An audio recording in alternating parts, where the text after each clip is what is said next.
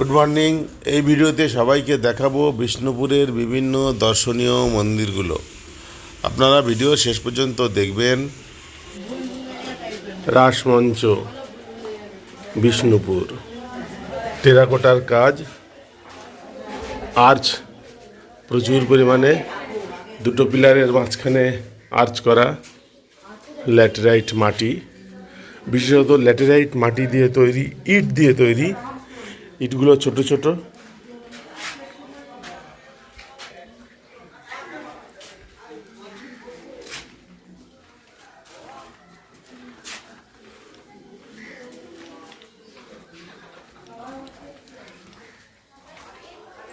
রাস উৎসবের সময় বিভিন্ন মন্দির থেকে মূর্তিগুলো এখানে আনা হয় এবং একত্রে রেখে পুজো করা হয়।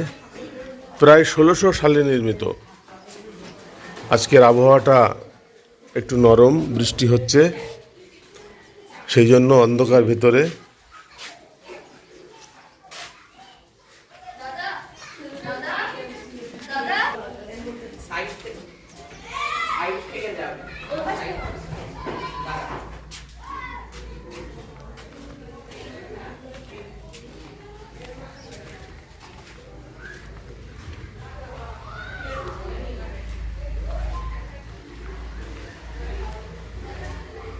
ভেতরে এখনো কোনো বিগ্রহ চোখে পড়ল না।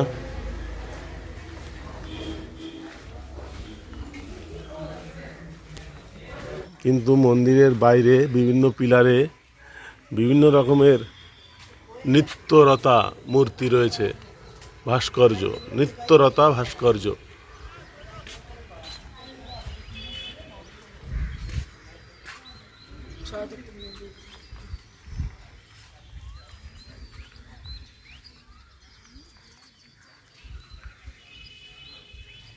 ভেতরে কোনো মূর্তি নেই, শুধু পিলার আর রাস্তা। একদম ভেতরে একটা গর্ভগৃহ আছে, সেখানে এখনও কোনো মূর্তি নেই। একটু আগেই বলছিলাম, রাস উৎসবের সময়ে আশেপাশের বিভিন্ন মন্দির থেকে মূর্তি আনা হয়, বিগ্রহ আনা হয় এবং একত্রে রেখে পুজো করা হয়। বাইরেটা বেশ ভালো, বিরাট জায়গা ঘেরা।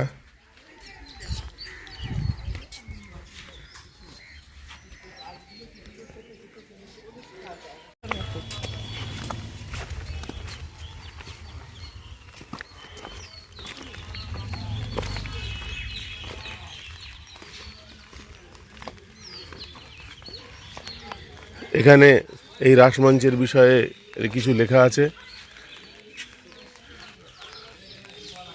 এখানে ঢুকতে 25 টাকা করে টিকিট লাগে।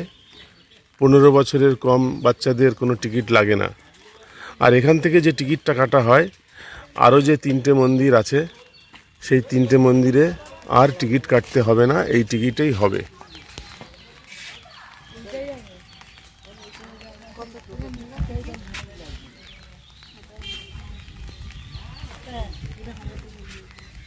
প্রবেশ পথেই রয়েছে এই টিকিট কাউন্টার। মদন মোহন মন্দির, বিষ্ণুপুর।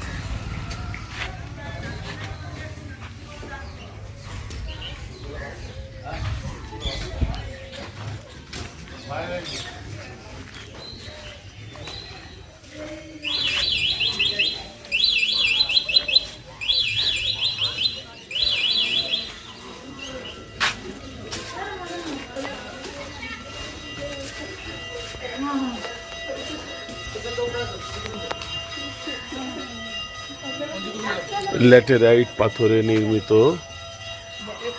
ভিত্তিবেদির উপরে স্টক নির্মিত মন্দির মল্ল রাজাদের নগর দেবতা মদন মোহনের উদ্দেশ্যে নিবেদিত।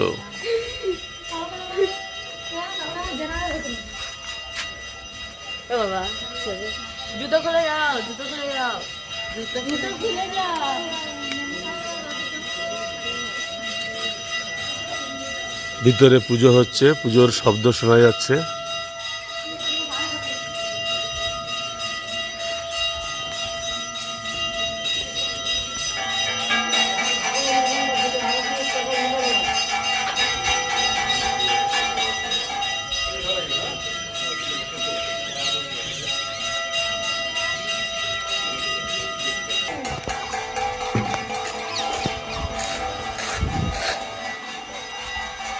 দেয়ালের গায়ে সুন্দর সুন্দর সব কারুকার্য।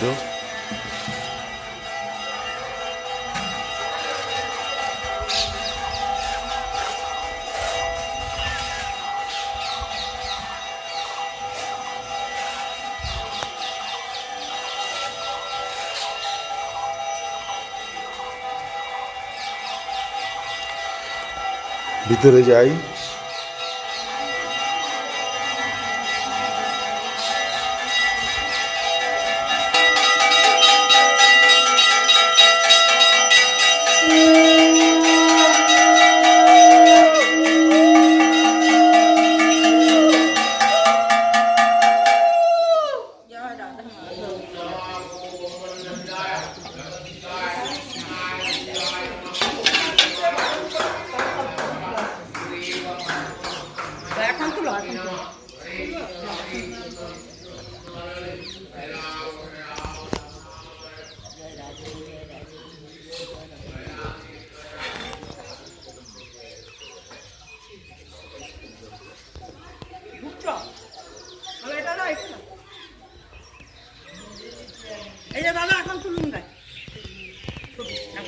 তারপর যে সারাদিন তো সবাই ছবি তুলবে, অন্তত পূজাটা একটু হতো না, গোবিন্দ এই সবে উঠেছে।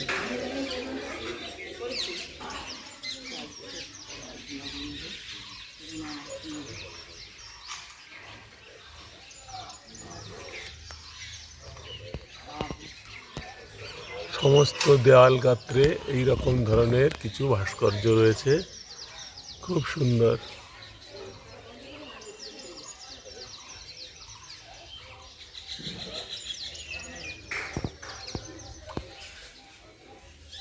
এক একটা এক এক রকম, সবগুলো একই রকম নয়।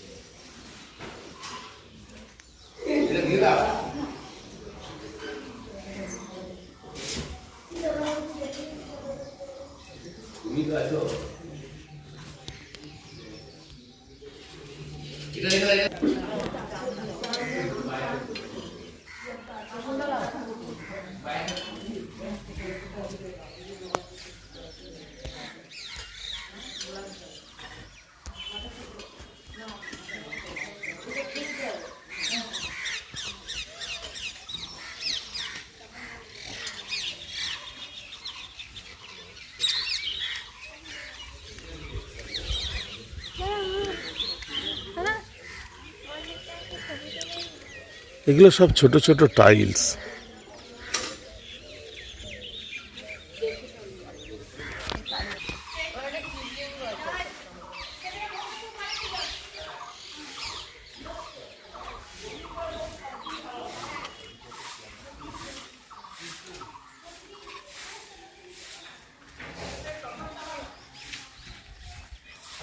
বিশাল একটা বদনা, এখানে একটা শিব মূর্তি আছে, শিবলিঙ্গ।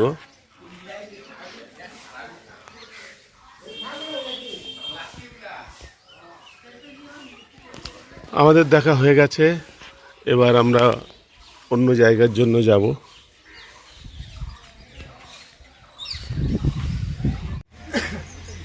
এই একটা দর্শনীয় বস্তু, পাথরের রথ, পাথর কেটে কেটে বানানো।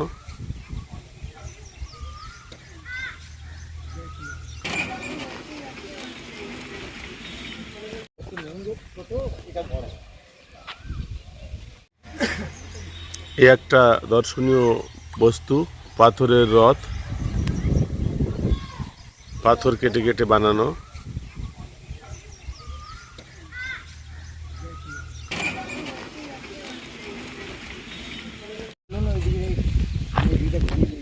তোরণের প্রবেশ পথ, এদিকে একটা গেট আছে।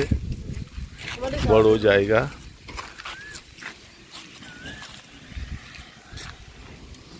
এটা পাথরের গেট। বিষ্ণুপুর এলে খাবার খেতে চাইলে আপনারা সবাই মোনালিসা হোটেলে খাবেন, খুব ভালো টেস্টি খাবার। মেইন রাস্তার পাশে আরও কয়েকটা মোনালিসা হোটেলের থেকে 50 মিটার দূরত্বের মধ্যে কয়েকটা বিরিয়ানির দোকান আছে। হাজি বিরিয়ানি, দিলদার বিরিয়ানি, বহু বিরিয়ানির দোকান আছে, আপনারা এখান থেকে খেতে পারেন। তবে বিভিন্ন মন্দির চত্বরে যে ভোগ কক্ষ আছে সেখান থেকে কিন্তু কোনো ভোগ পাওয়া যায় না, দেওয়া হয় না। মন্দিরে পুজোই ঠিকমতো হয় না। এখানে বিভিন্ন মন্দিরগুলো ঘুরে দেখতে আপনাদের প্রায় 3 ঘন্টা মতো সময় লাগবে। বেশিরভাগ টোটোগুলো ঘন্টায় 200 টাকা হিসাবে বর্তমানে নিচ্ছে, দরদাম করে নেবেন।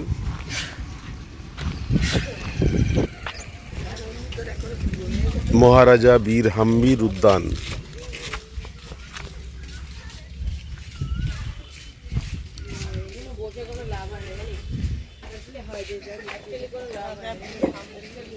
টিকিট কাটতে হবে নাকি?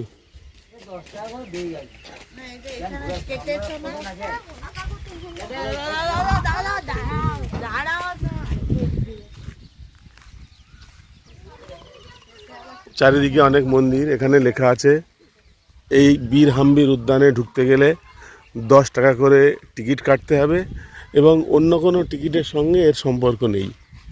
আমি জিজ্ঞাসা করলাম টিকিট কাটতে হবে কিনা, বললো 10 টাকা করে নিই আমরা, যান ঘুরে আসুন। তার মানে টিকিট না কাটলেও চলে। এখানে অনেক মন্দির আছে, এর ভেতরেই এই উদ্যানের চারপাশেই সব মন্দির।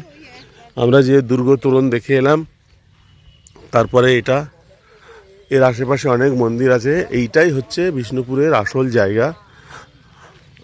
আমরা এখন এই বীর হাম্বির উদ্যানের মধ্যে এই গেট দিয়ে ভেতরে ঢুকবো। লালজি মন্দির, এই মন্দিরটা হচ্ছে লালজি মন্দির। প্রবেশ নিঃশুল্ক, দেখুন লেখা আছে, অথচ 10 টাকা করে নেয়।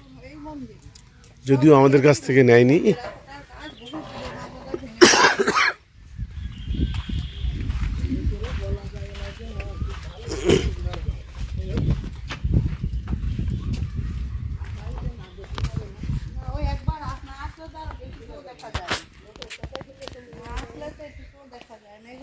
ক্লান্ত মানুষদের বসবার জন্য জায়গার ব্যবস্থা করে দেওয়া হয়েছে।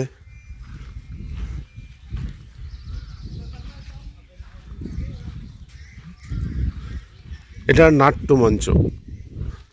আর লালজি উদ্যান এটা হচ্ছে সেইটা। সবই একই রকমের দেখতে, একই রকমের গড়ন। এখানে তুলসী গাছ রাখা আছে, এটা তুলসী মঞ্চ।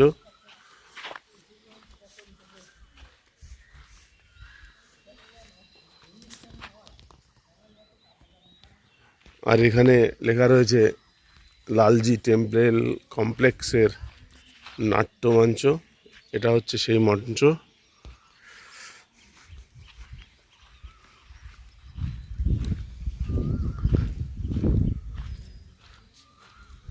এটা হচ্ছে ভোগ কক্ষ। যখন পুজো টুজো উৎসব হয়, ভোগ রান্না করা হয়। এটা ভোগ কক্ষ।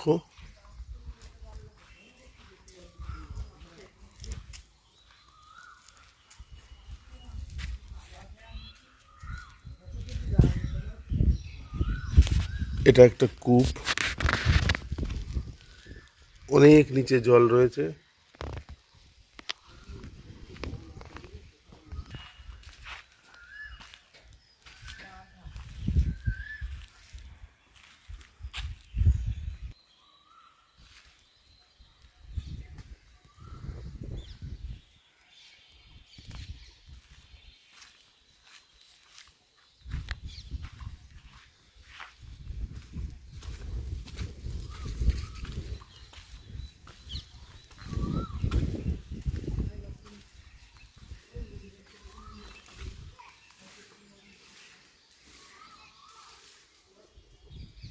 কিছুই তো দেখা যাচ্ছে না ভিতরে।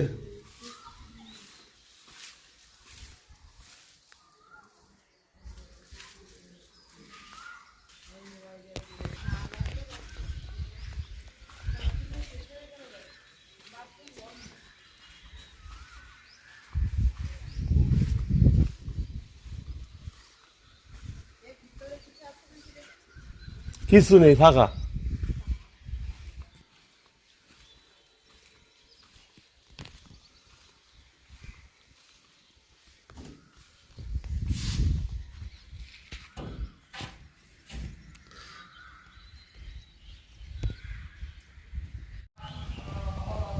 মৃন্ময়ী মাতার মন্দির, ঐতিহ্যবাহী মল্লরাজ কুলদেবী শ্রী শ্রী মৃন্ময়ী মাতা। দুর্গা মন্দির লেখা রয়েছে, ছবি তোলা নিষেধ, তাই দূর থেকে দেখছি। পাশেই রাধেশ্যাম মন্দিরের অংশ দেখা যাচ্ছে।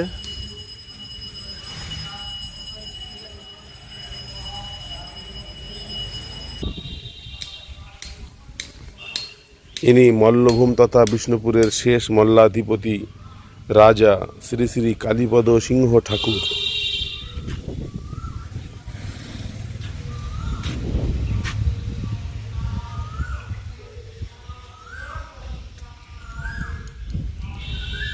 আর এটা মনে হয় কারো সমাধি।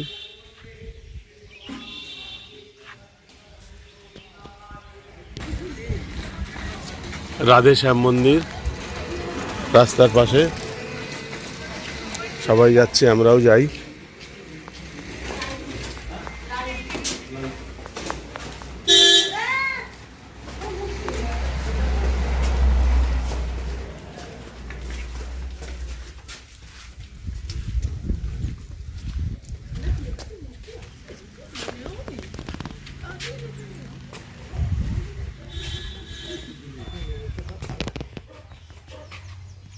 বেশিরভাগই তাই।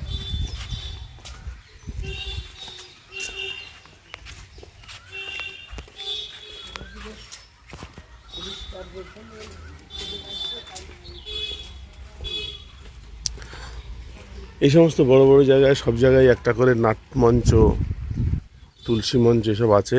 এটা নাটমঞ্চ, এটা তুলসী মঞ্চ। মন্দিরের গায়ে বিভিন্ন প্রকারের ভাস্কর্য। এর ভিতরে তার ঠাকুর আছে। এর ভেতরে রাধাকৃষ্ণের বিগ্রহ রয়েছে। ও আচ্ছা, এখানে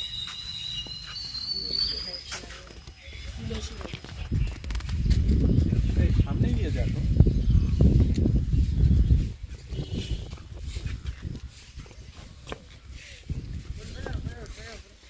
উপরে উঠে ঠাকুরকে দেখে আসো। আমরা দেখবো না? দেখলাম এখান থেকে, দেখে উঠলে উঠা যায়, কিন্তু আর নতুন এটা কি বিগ কি না ভোগ?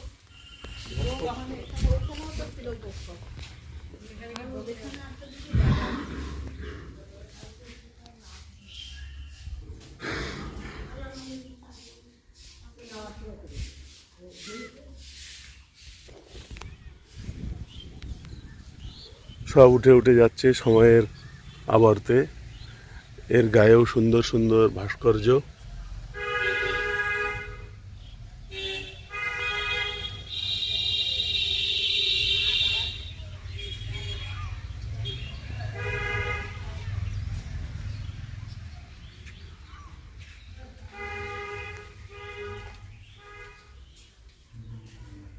অনন্ত শয্যাশায়ী বিষ্ণু।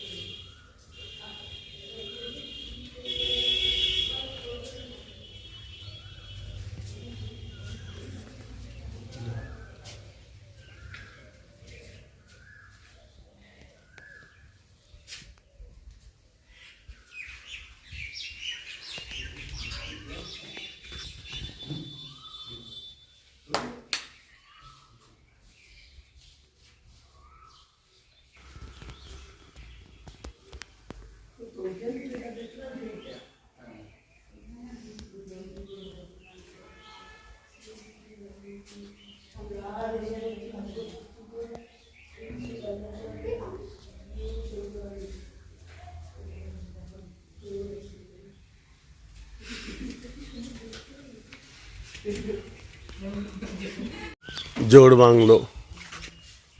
দুটো বাড়ির মতন মনে হচ্ছে, ওই জন্য বোধহয় জোর নাম।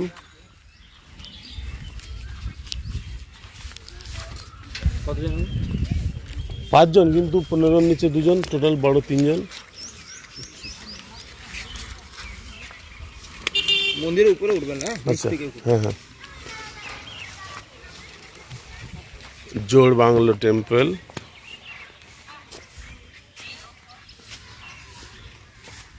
এর উপরে উঠতে বারণ করেছে, উপরে কিছু নেই, এখানে বসে থাকলেও পাচ্ছে, এটাই না নামলেও পাচ্ছে। কি কাজ, কাজগুলো ফুটিয়ে দেখলে ভালো, কিন্তু কাজ সব সময় থাকলে অন্য তো ওই সাবজেক্টের না, যারা এইসব বিষয় নিয়ে পড়াশোনা করে আর্কিটেকচার তাদের সব একই রকমের। এগুলো দিয়ে প্রজেক্ট। ধরুন একটা সময়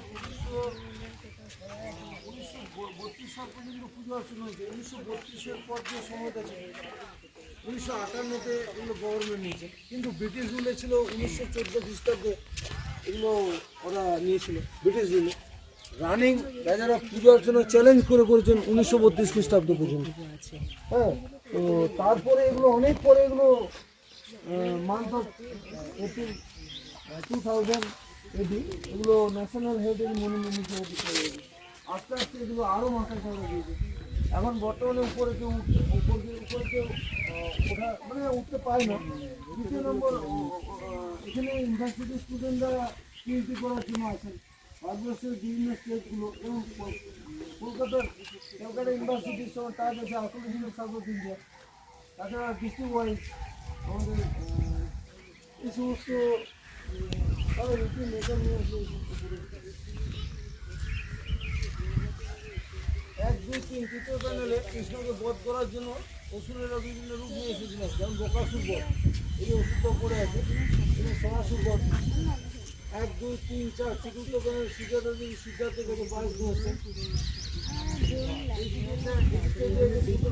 স্তম্ভন করে বধ করছে। 1, 2, 3 তৃতীয় প্যানেলে মানুষের কারাগারে আছেন, এগুলো সমস্ত দেওয়া আছে।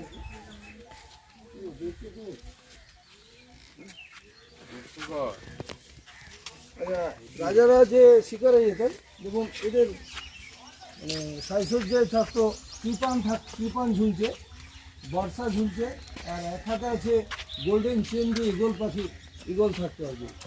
ইগল বেসিক্যালি এদের একটা কন্ডিশন। হ্যাঁ, কয়েকটা প্যানেলে উপরে দেখুন কালিয়ানাগকে দমন করছে, যমুনারই কান্ধার নেমে এসেছিল কালিন্দী, তার উপরে দেখুন গোস্বামী আছেন, গোষ্ঠীরা আছেন কৃষ্ণ বলরামজি, তার উপরে দেখুন গোপীরা জলকেলি করছেন যমুনাতে, তার উপরে গোস্বামী আছেন কৃষ্ণ বলরামজি, তার উপরে কৃষ্ণ বলরাম, ওই যে মিডিলে আছে হাল নিয়ে আছেন বলরাম। হ্যাঁ,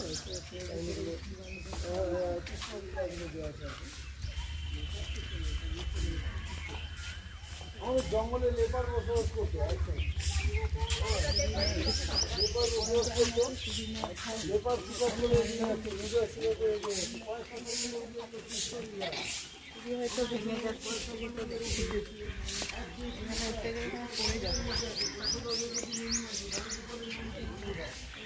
এখানে একটা উত্তরপল্লীকে দেখছি, এটা টেম্পেলের ডেট অফ বার্থ, বাংলা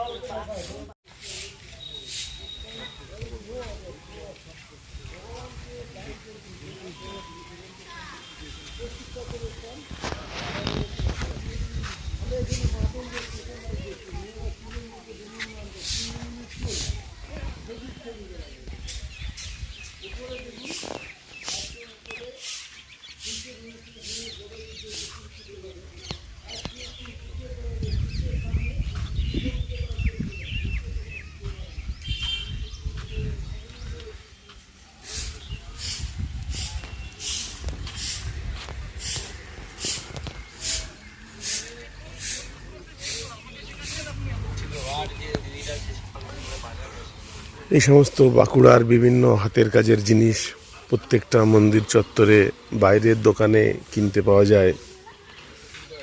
কত রকমের জিনিস সাজিয়ে নিয়ে বসে আছে এরা।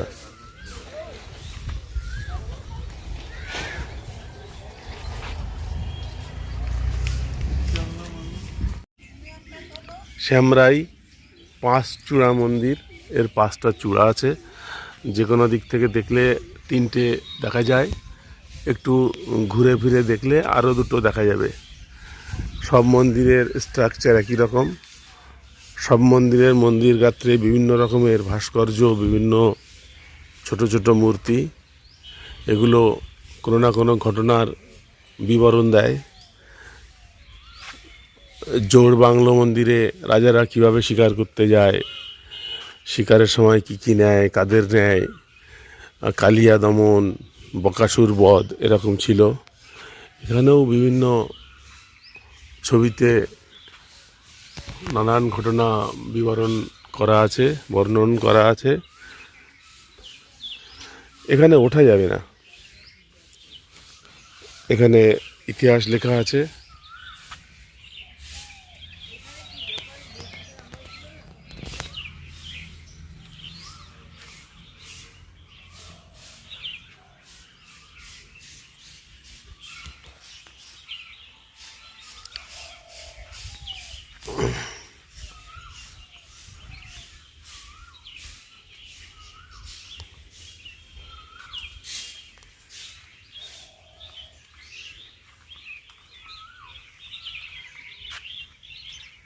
সুন্দর সুন্দর ফুল, এই ফুলগুলো আগে কখনো দেখিনি।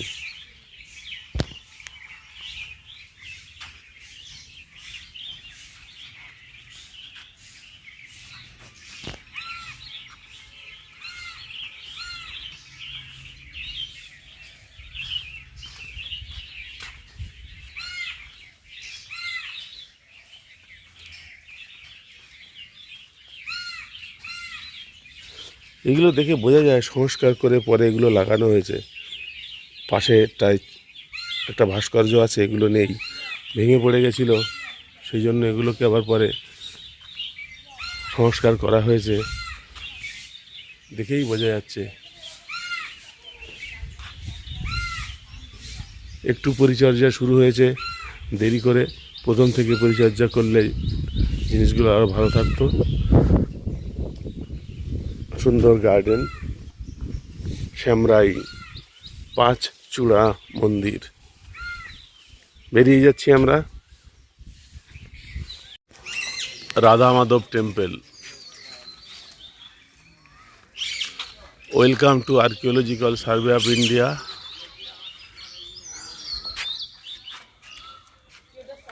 রাধা মাধব টেম্পল। সুন্দর একটা গ্রাউন্ড, এখানে হর্টিকালচার হয়।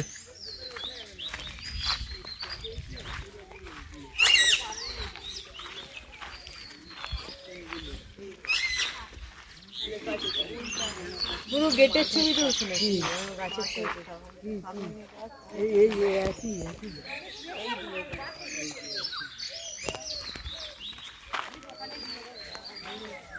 আমাদের ক্যামেরাম্যান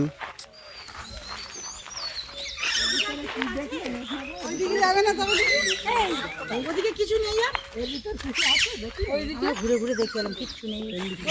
জান একটু ঘুরে আসুন। ওদিকার মন্দির আছে, এরকমই একটা মন্দির।